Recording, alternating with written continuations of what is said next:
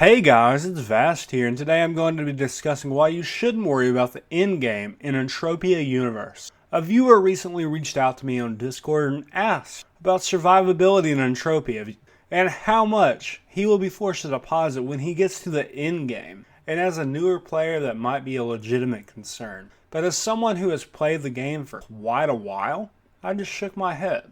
The reason why may just surprise you. But before we get into any of that, don't forget that I stream live every Sunday, Monday, Tuesday, and Wednesday, starting at 6 p.m. Central Time over at twitch.tv/thatdudevast. And due to the nature of Entropia being a super grindy game, getting to endgame is something that all players find subjective and is actually pretty hard to define. A player that has been playing since 2005 will have a different perspective to someone who has only played since 2015.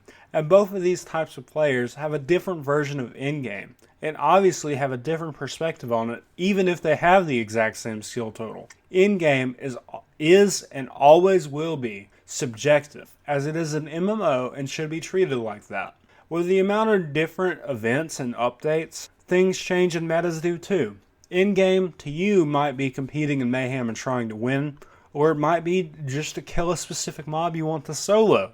And finding that specific mob may be challenging or may not be. For example, recently Serial Overdrive was able to kill Hoglos, which is a great goal and really cool that he was able to set a goal and get to it. But finding that mob you enjoy may just be participating in team hunts or doing heal jobs and seeing what other people can do, and it will help you set a goal and stick with it. Endgame just isn't a surefire thing that someone will realistically get, because if you find a few mobs you enjoy to hunt, you can hunt at that budget for the rest of your game time and your days. Like the people who kill Aatroxes or Curbs almost exclusively and completely enjoy that. And that's why I will never let anyone be concerned over getting to endgame, because leveling up to the point of hunting big bulks or Osios for 10 hours a day is just not realistic and isn't a part of the game for most players. And they don't even want to do or even get to. But setting goals to kill Hoglos and Ambus solo is a perfect goal that will take hundreds of hours of hunting anyway to get to. And honestly, it's a pretty enjoyable journey that can be done for a lot less than you may think. Ambus can be soloed with full ghost armor and an AR Matrix LR25 or equivalent, and requires level 30 laser sniper hidden damage to be used effective. And hitting level 30 doesn't take as long as it used to with codex and general ease of getting skill pills in the game nowadays.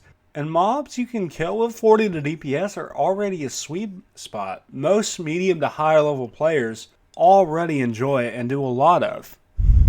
And because Entropia has such a learning curve, you won't ever really have a point where you don't know where a mob to hit. And you shouldn't worry about hitting a theoretical endgame that doesn't exist, because the people who are at a point of killing big bulks and Osios all day spend a ton of money and aren't casual players just like you. When you're a new player, every hunt will be really bad just because you don't have the looter skills that I do or other YouTubers do, which sets a pretty bad precedent that you may or may not think is going to get the same kinds of returns even with TT gun hunts like I like to do. But it's one of those things where we don't really say that because we don't realize it. There's been a newer player that recently started going really hard over on Serial's Discord, that when he was first starting, he was getting 56 to 70% loot returns. And can and will be your reality for the first few hunts up to like 5 to 10, and then you can start using the TT guns effectively. And you should be using TT guns all the way up to level 15 damage in laser sniper hit and ranged laser, because that's when you'll be able to use an LR10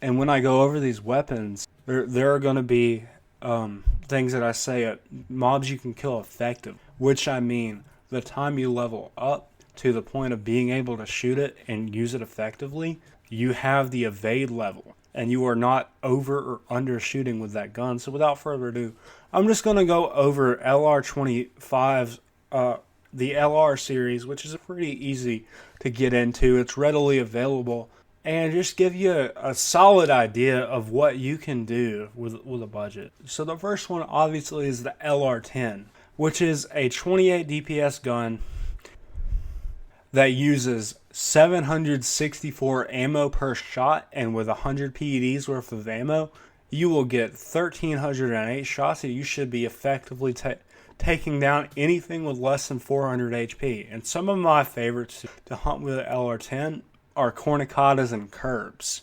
The LR15 is a 33.6 DPS weapon, which uses 916 ammo per shot. And with 100 pads of ammo, you'll have 1,091 shots, and you'll be able to effectively shoot anything with less than about 500 HP. And some of my favorite mobs to hunt with this gun are Argonauts and Troopers. And the next weapon is the LR25, and is a 39.2 DPS gun that uses 1,068 ammo per shot.